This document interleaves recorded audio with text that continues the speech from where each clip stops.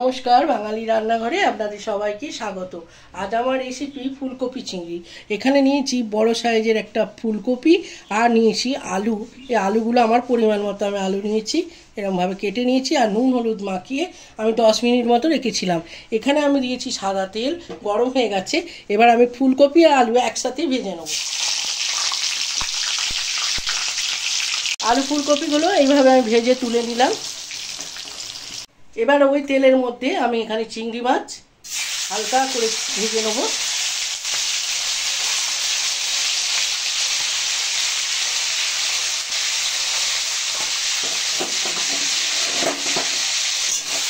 চিংড়ি মাছগুলো আমি খুব একটা ভাজলাম না, শক্ত হয়ে যায় চিংড়ি মাছ।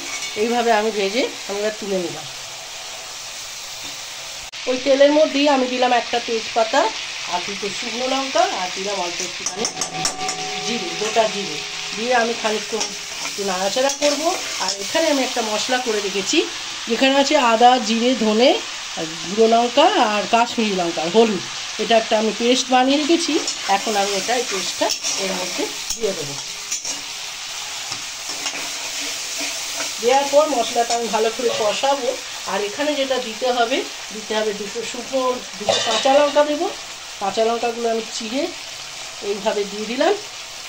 আর দেবো একটা টমেটোটাকেও আমি একটা মাঝারি সাইজের টমেটো আমি কেটে রেখেছি।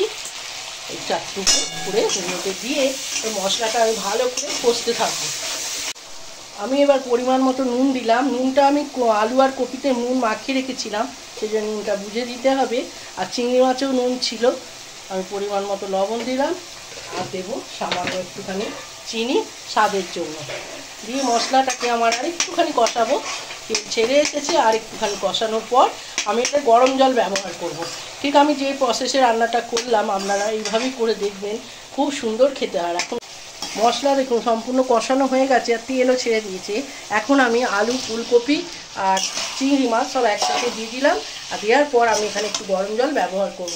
আর একটু আঁচটা কমিয়ে আমি একটুখানি কষতে দেবো।